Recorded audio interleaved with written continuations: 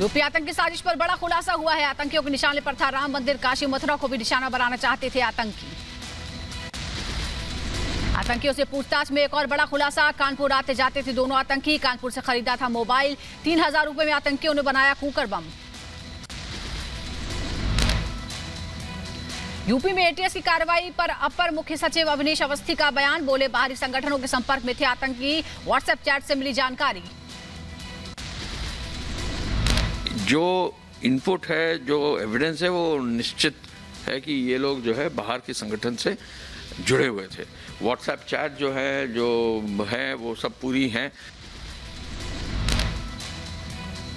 आगे बढ़ते हैं। अखिलेश यादव ने विवादित बयान दिया है, कहा है कि उन्हें यूपी पुलिस पर भरोसा नहीं है। पूर्व सीएम अखिलेश यादव ने यूपी पुलिस की कार्रवाई पर सवाल उठाए हैं, कहा यूपी पुलिस पर उन्हें भरोसा नहीं है। ऑपरेशन चल रहा है, उसमें उन्होंने एक घर को घेरा हुआ है। मैं उत्तर प्रदेश की पुलिस पर और खासकर बीजेपी की सरकार भरोसा नहीं कर सकता।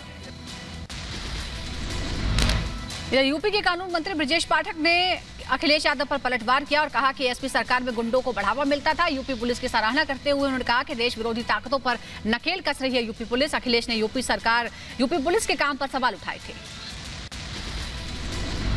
जो भी इस कुकृत्य में शामिल पाया जाएगा, देश विरोधी ताकतों को मजबूत करने में मदद करेगा, या देश विरोधी ताकतों को प्रश्रय देगा, या ऐसी गतिविधियों में शामिल होगा जो देश के खिलाफ है, समाज के खिलाफ है, हम ऐसी कड़ी कार्रवाई करेंगे तो उनकी 7 पुश्तें भी याद करेंगे।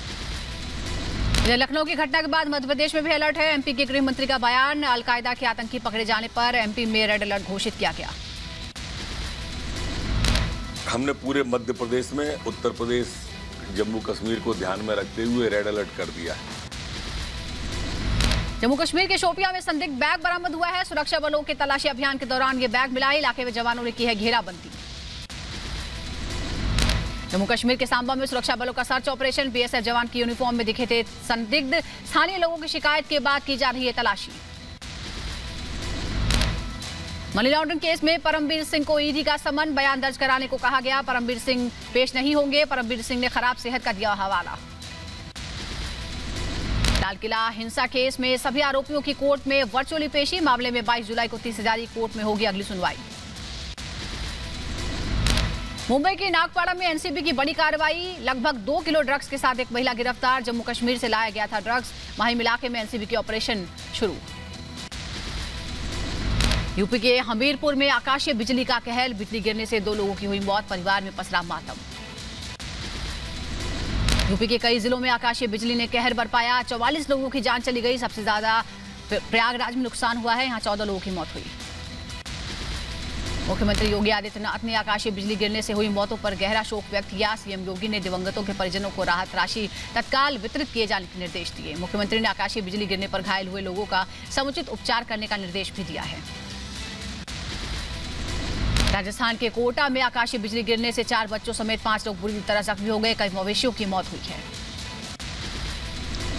आकाशीय बिजली गिरने से जयपुर में 23 लोगों की जान चली गई। आमेर बहर के सामने वॉच टावर पर बिजली गिरने से 35 से ज्यादा लोग जख्मी हो गए। तो वहीं कोटा में भी आकाशीय बिजली गिरने से 4 बच्चों की मौत हो गई, 8 बुरी तरह झुलस गए।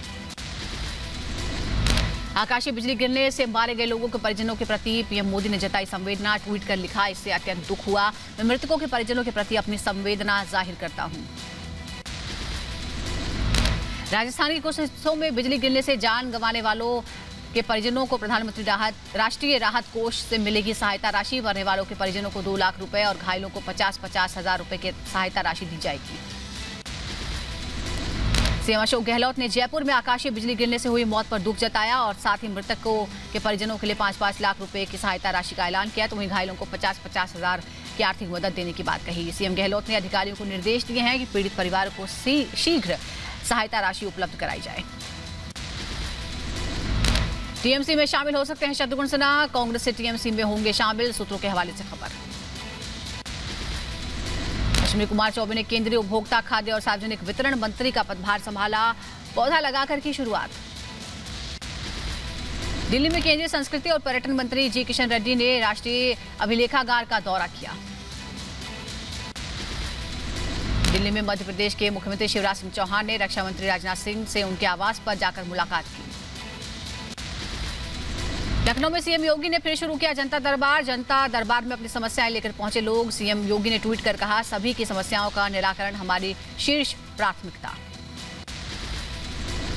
बिहार के सीएम नीतीश कुमार ने किया जनता दरबार का आयोजन। सीएम ने एक एक कर सुनी जनता की समस्याएं। जनता दरबार में कोरोना नियमों का रखा गया खास ख्याल।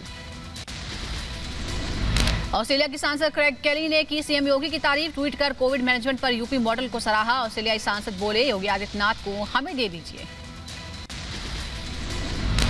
यूपी के पूर्व मुख्यमंत्री कल्याण सिंह की हालत में सुधार। लखनऊ के एसजीपीजीआई अस्पताल में चल रहा है इलाज। आगे बढ़ते हैं। आरएसएस में संगठन स्तर पर बड़ा बदलाव। संघ और बीजेपी के बीच समन्वय देखेंगे अरुण कुमार। राजनीतिक संपर्क का कार्य भी संभालेंगे अरुण कुमार। ओडिशा में पुरी में शुरू हुई भगवान जगन्नाथ की रथ यात्रा। हर साल आषाढ़ शुक्ल पक्ष की द्वितीय तिथि से आरंभ होकर दशमी तिथि तक चलती है रथ यात्रा। कोरोना संकट के बीच बिना भक्तों की शुरू हुई भगवान जगन्नाथ की रथ यात्रा। सोशल डिस्टेंसिंग और अन्य कोरोना प्रोटोकॉल का सख्ती से कराया जा रहा है पालन। भगवान जगन्नाथ की रथ यात्रा को लेकर पीएम मोदी ने दी शुभकामनाएं। ट्वीट कर लिखा, रथ यात्रा के खास अवसर पर सभी को बधाई। प्रार्थना करते हैं कि उनका आशीर्वाद सभी के जीवन में अच्छा स्वास्थ्य और समृद्धि लाए। जगन्नाथ रथ यात्रा के मौके पर गृह मंत्री अमित शाह ने देशवासियों को दी शुभकामनाएं। कहा, महाप्रभु जगन्नाथ सभी को पर अपनी कृपा बनाए रखें। देश में पिछले 24 घंटे में कोरोना के 37,154 नए मामले सामने आए। 724 लोगों ने गंवाई जान। महाराष्ट्र में कोरोना से रिकवरी रेट बढ़कर 97% तक पहुंचा। अब देश में 4,50,899 कोरोना के एक्टिव केस। केरल में कोरोना का कहर जारी। बीते 24 घंटे में कोरोना के 12,220 नए मामले सामने आए। 97 मरीजों ने तोड़ा दम। तमिलनाडु में कोरोना के मामले में तेजी। 24 घंटे में 2,775 नए मामले सामने आए। 47 लोगों की जान गई। कोलकाता में कोरोना की डरावनी रफ्तार। पिछले 24 घंटे में महाराष्ट्र में 8,535 नए मामले सामने आए। 156 लोगों ने गंवाई जान।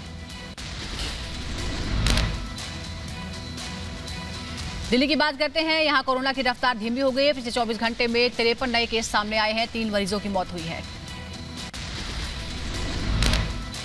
मिजोरम में कोरोना के 190 मामले सामने आए हैं। पिछले 24 घंटे में 2 लोगों की जान गई है। राज्य में कोरोना के 4,455 एक्टिव केस।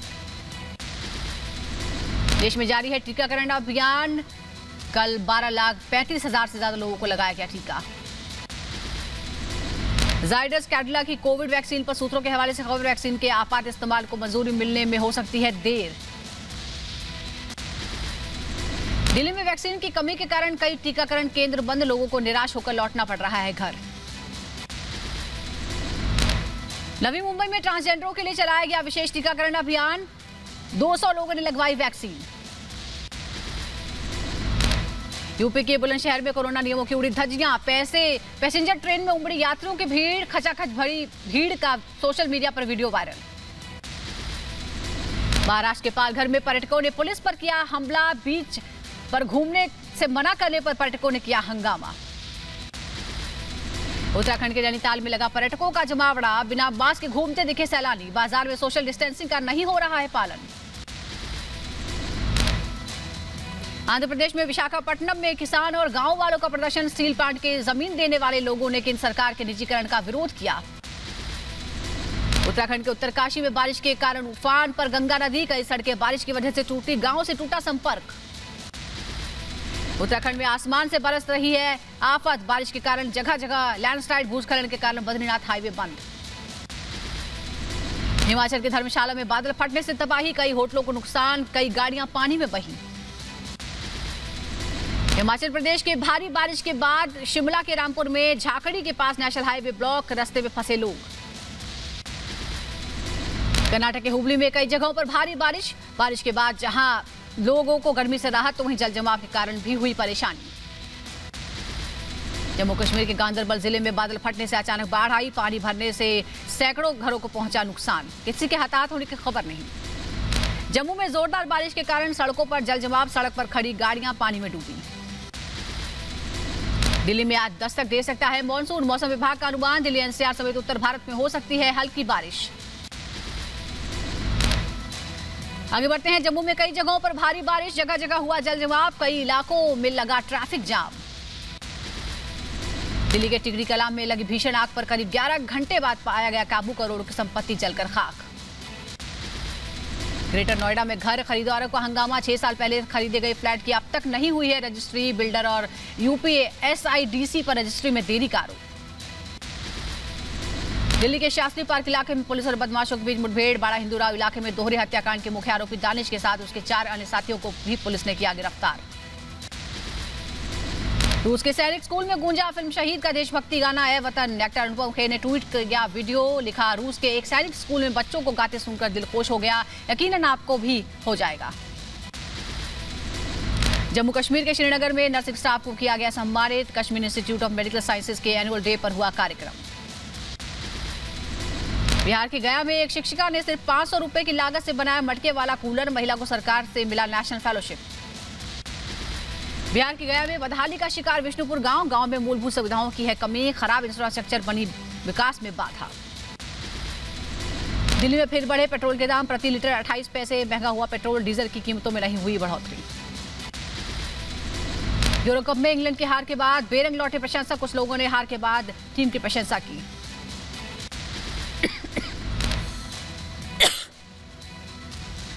आगे बढ़ते हैं। यूरो कप में इटली की जीत पर ऑस्ट्रेलिया में जश्न, मेलबर्न में हजारों की संख्या में जुटे फुटबॉल प्रेमियों ने मनाया जीत का जश्न।